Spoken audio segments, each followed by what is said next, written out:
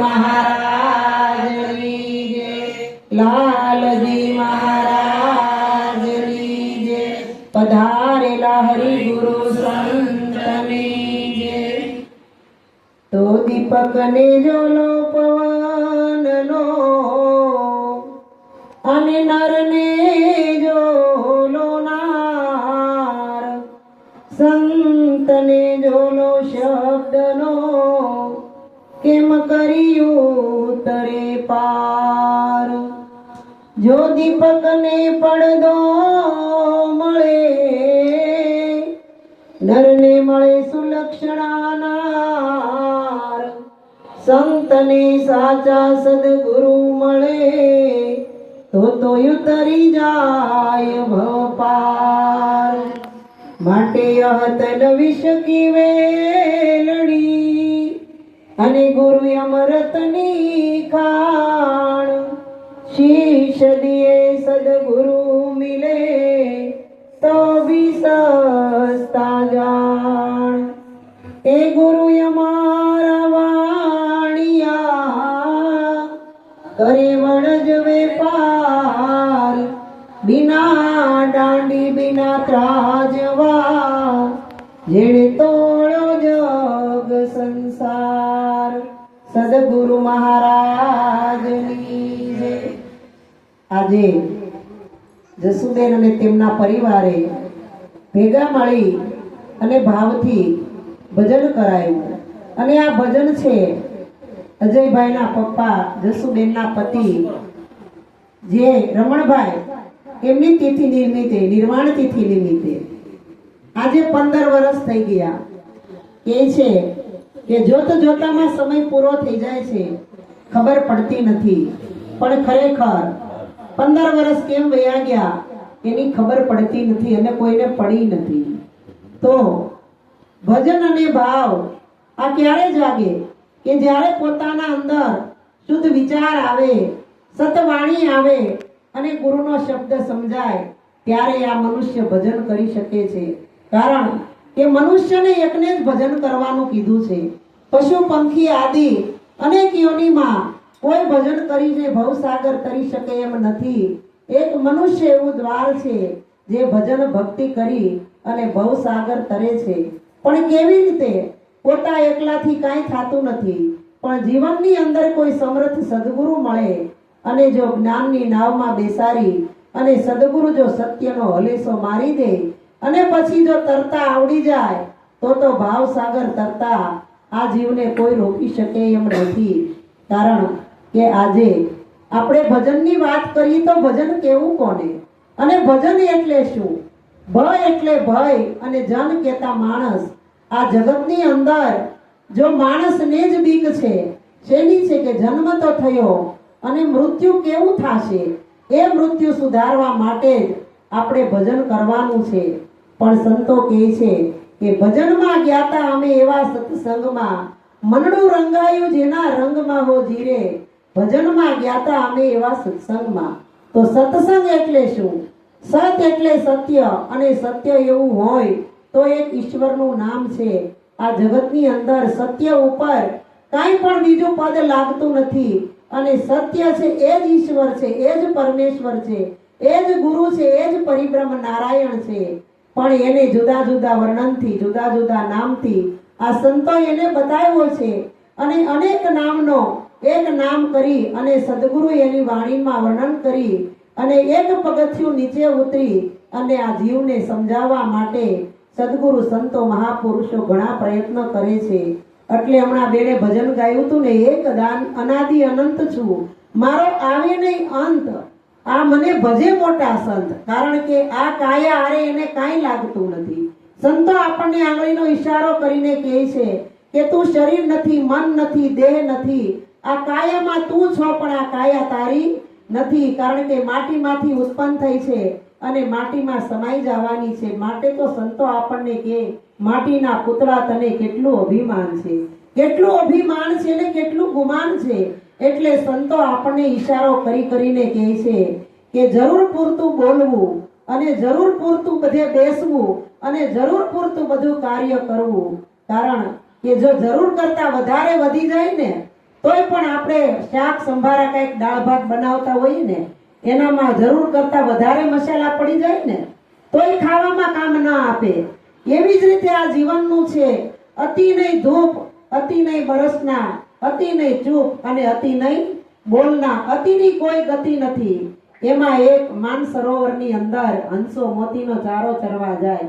હવે એવું માનસરોવર આપણે તો જોયું નથી ને કે જ્યાં મોતી નો ચારો ને હાચા મોતીનો હંસ આવે ચારે કોરથી ભેગા થાય અને મોતીનો ચારો ચરવા જાય. પણ આ તો દ્રષ્ટાંત છે. દ્રષ્ટાંતમાંથી આપણે મનુષ્યને સિદ્ધાંત પકડવાનો છે અને જેને સિદ્ધાંત પકડ્યો છે એ જ આ જગતની અંદર તરવાની બારી ગોતી લીધી છે. તો આ હંસો માનસરોવરની અંદર મોતીનો ચારો ચરવા આવે અને ક્યાં ક્યાંથી દૂર દૂરથી આવે. બધા હંસો ભેગા થાય અને હંસોની ચાંચમાં એવી તાકાત છે કે પાણીની અંદર મોતી હોય પણ એની અંદરથી મોતી મોતી વીણી લે અને પાણી પાણી છોડી દે.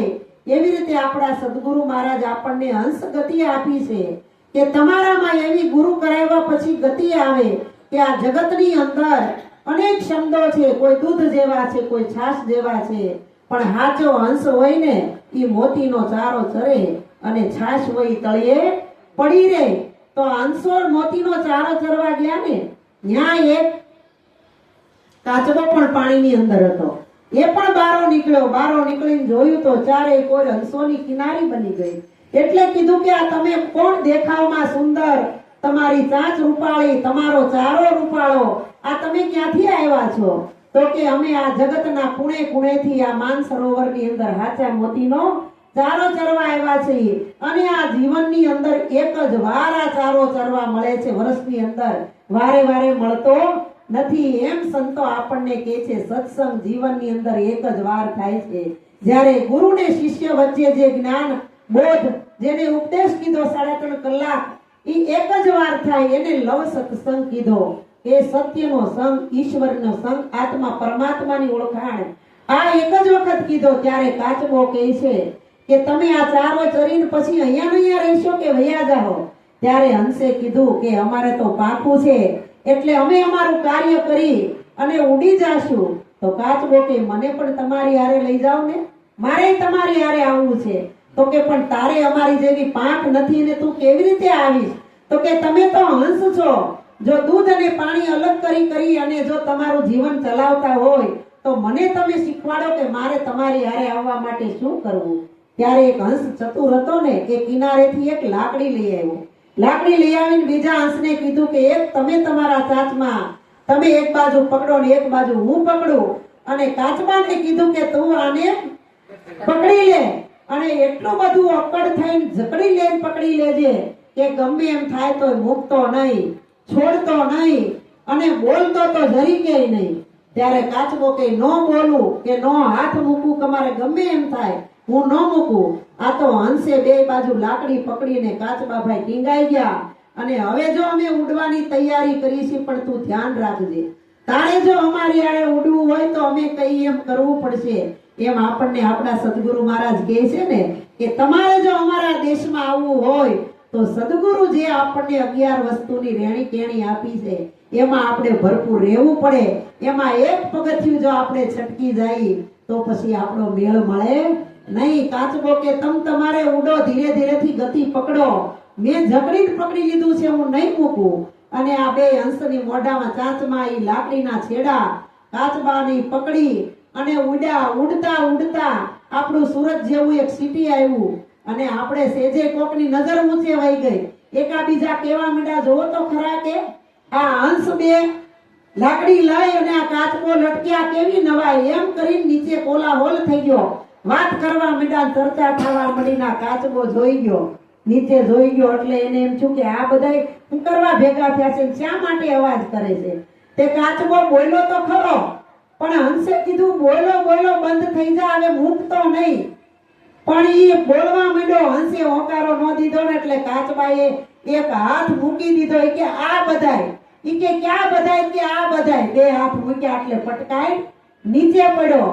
એની અંદર તાકાત હતી કે જગતના કોઈ પણ શબ્દ કાંઈ કહે તો પોતાનું બધું હંકોરી લે, અંદર લઈ લે. પણ એ વખતે તાકાત ચુકાઈ ગઈ. એમ આ જીવ અને સદગુરુ છે એ હંસ છે એ આપણને શીખવાડે છે. પણ આપણને ગુરુ મહારાજ ક્યારેક પ્રશ્ન પૂછે ને, એ પ્રશ્ન આપણને જવાબ હોય, આપણે કહીએ ને હૈયે છે પણ હોઠે નથી આવતો. સમય આવે ને ત્યારે શબ્દ આપણને મળતો નથી. પણ સંતો કહે છે કે જો ગુરુના વચન, ગુરુના શબ્દ અને ગુરુનું જ્ઞાન જો હૃદય ભીતરની અંદર ઉતાર્યું હોય ને, તો શબ્દ છે એ આકાશનો ગુણ છે. તમારી ફરતો ચારે કોર ચક્ર ફરી જ રહ્યું છે. પણ ગુરુ મહારાજ જો એવું આપણને જ્ઞાન આપ્યું હોય, ઈ જ્ઞાન આ જીવે સત્ય કરીને જાણ્યું હોય ને પકડી લીધું હોય ને, તો શબ્દ તમારી સહાયતા કરે. જ્યારે જરૂર પડે ત્યારે શબ્દ નીચે આવીને અહીંથી શબ્દ ઉપડે, અહીંથી ઘાટ ઘડાય, અહીંથી ગોખાય અને અહીંથી બોલાઈ જાય છે. ઈ સત્ય શબ્દની આ જગતની અંદર રમત છે. એટલે સંતો કહે ને, સત્ય શબ્દ એહી રામ સબ ઘટમાં બોલે. ઘટો ઘટની અંદર સત્ય શબ્દ બોલી જ રહ્યો છે. પણ શબ્દ કેવો કોને અને કયા શબ્દની સદગુરુ મહારાજે ઉપમા આપી છે, અને એ શબ્દ કેટલા હોય, ઢગલે ઢગલા ન હોય. એક જ શબ્દ ગુરુદેવનો, એક શબ્દ ગુરુદેવ કા તાકા અનંત વિચાર, થકે મુનિજન પંડિતા જેનો વેદ ન પામે પાર. 4 વેદ જ્યાં નેતિ નેતિ કહી ગયા, ઈ 5મો વેદ સૂક્ષ્મ વેદ ઈ સદગુરુ મહારાજે આવી અને આ 10મી બારી ખોલી નાખી અને દીદાર દર્શન કરાવી દીધું. કારણ કે આ દર્શન આ બધું અરસપરસ છે. આપણને એમ થતું હોય કે અમે અરુણાબેન ને પગે લાગી, પણ કોઈ કોઈને કોઈ પગે લાગતું નથી. પોતાને જ પોતે પગે લાગે છે. કારણ કે જ્યાં જ્યાં નજર મારી ઠરે ત્યાં ત્યાં નિશાની આપની. પરમાત્મા સિવાય આ જગતની અંદર કોઈ ઘટ ખાલી નથી. ઘટો ઘટની અંદર ભગવાન શ્વાસે ને શ્વાસે, ક્ષણે ને ક્ષણે હોકારો કરી રહ્યો છે. પણ ઈ ભગવાન આપણને બધાય પૂતળાની અંદર દેખાતો કેમ નથી?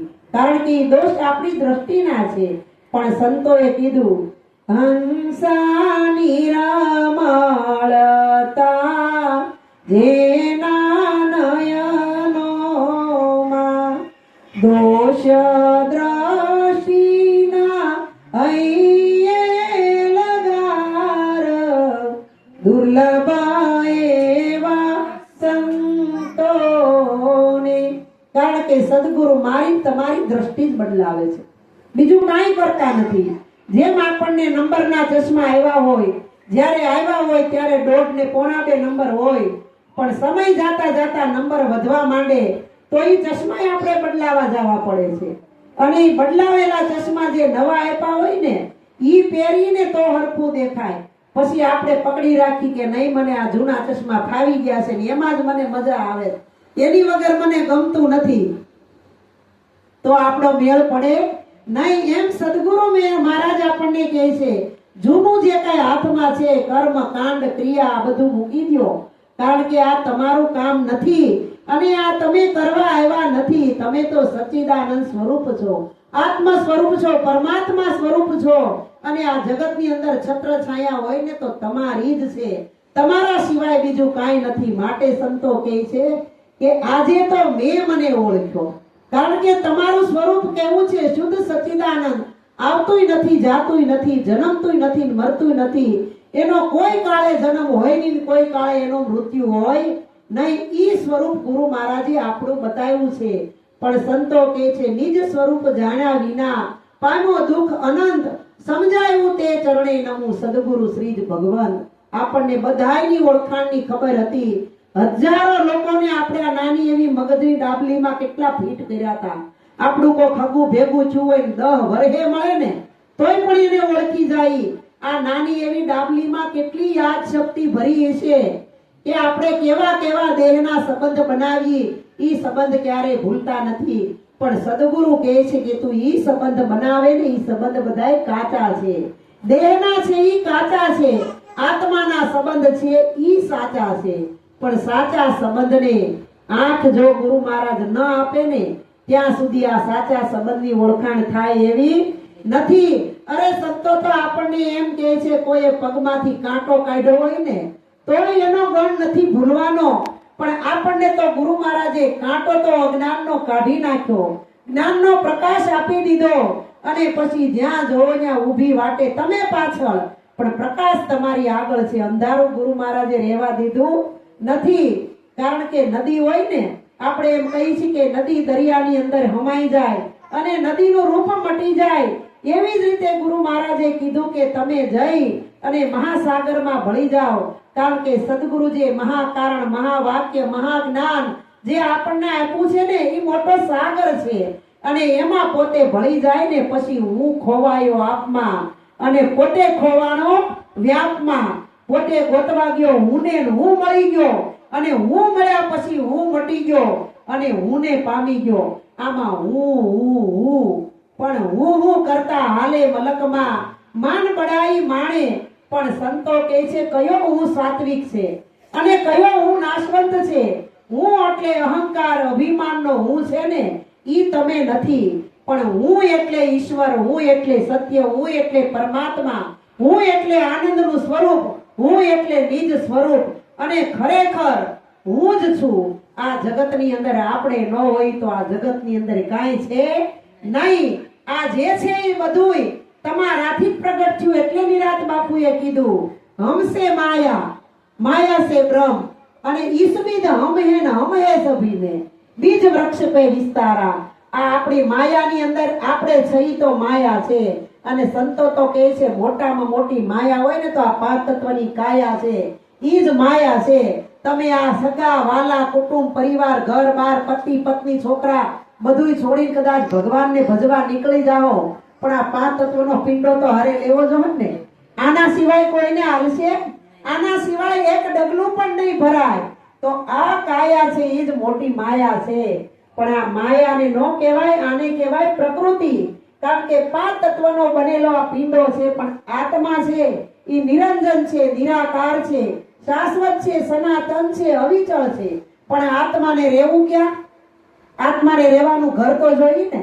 હે હું તમે કદાચ આ ઘરમાં રહેતા હોય અને આ ઘર આપણું સંજોગાવશ કોઈને ખબર નહોતી ઓચિંતાનું વેચાઈ ગયું, તો આપણે માથે પોટકા લઈને શેરીએ શેરીએ કેટલાક દી ફરીએ. આ સામાન બધો લઈ ટ્રેક્ટર બાંધી લે, કદાચ સગવડ હોય તો 1 મહિનાનું ભાડું ટ્રેક્ટરનું આપો અને 1 મહિનો સોસાયટીએ ફરો. પણ એક વખત તો આપણે મકાન રાખવું પડે ને.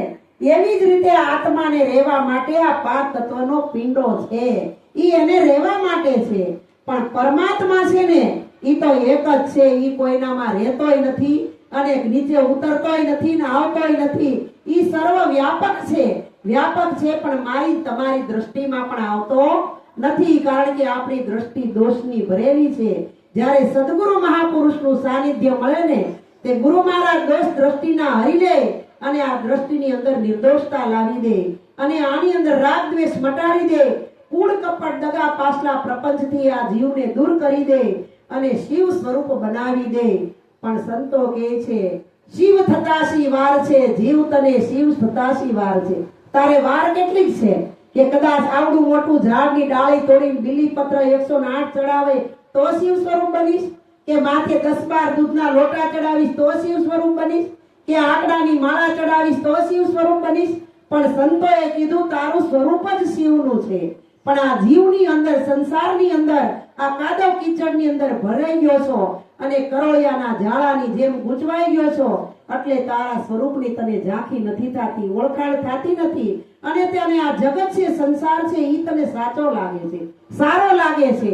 પણ હમણાં ભાઈએ ભજનમાં ગાયું ને કે સંસાર ધુમાડાનો બાચકો રે, ઈ તો આવે અને જાય રે, રંગ પતંગનો ઉડી જશે, આરે જેમાં આકડાના તૂર રે, એ તે હરિનો રસ પીજીએ. હરિનો રસ દેખાય એવો નથી હો. ઈ કાંઈ કોઈ છાલિયામાં કે વાટક્યામાં કે લોટામાં ભરાય એવો નથી. હરિનો રસ, અગમ રસ, પ્રેમ રસ, એને તો આપણા હૃદયને રૂપી પ્યાલાની અંદર ભરી અને ઘટક ઘટક પીવાનો છે. પણ હૃદય કેવું કોને, અને હૃદયમાં કોણ એવું રહે છે કે સંતો આપણને હૃદય તપાસવાનું કહે છે, હૃદયમાં જોવાનું કે હૃદયમાં ખજાનો છુપાણેલો છે, આવું સંતો બતાવે છે. પણ હૃદય એ શું છે? એની અંદર તો હાડ માંસના લોચા સિવાય કાંઈ નથી. પણ સદગુરુ સંતોએ, મહાપુરુષોએ, ઋષિ મુનિઓએ હજારો વર્ષ તપ કરી અને તપ પકાવ્યું, તોય ભજનની કડીમાં કહેવું પડે છે કે મોટા જોગેશ્વર જેને સ્વપ્ને ન આવે ઈ રામ મારા મંદિરિયામાં માલે. જે કોઈ દાઢી વધારી, જટા વધારી, રાખમાં રોળાઈ ગયા, કોઈ પાણીમાં ડૂબીને મરી ગયા, અને કોઈ આ જગતની અંદર ભૂખ્યા ખાલી દૂધ, ફળ, ફૂલ, પાંદડા ખાય અને જીવન જીવી ગયા, છતાંય જે પરમાત્મા કોને કહેવાય એની ખબર નથી. ઈ ગુરુ મહારાજે આ 4 આશ્રમની અંદર ગ્રસ્થ આશ્રમી શ્રેષ્ઠ ગણ્યો અને સંસારીને પલની વારની અંદર આ 11 વસ્તુનું નિરાકરણ કરી અને ગુરુ મહારાજે કીધું 11 વસ્તુમાં પાવર ધોરે, ઈ જ તારી રેણી છે, ઈ જ તારી ભક્તિ છે અને ઈ જ શ્રેષ્ઠ સાધન છે. આ સાધનમાં તું પૂરેપૂરો રહે તો ભગવાન તારી ભીતર જ છે, તારા હૃદયની અંદર છે. પણ ભગવાન ને લક્ષ્મીજી બેઠા હતા ને ત્યારે ભગવાન થોડાક વિચારમાં પડી ગયા હોય ને એવું લાગે.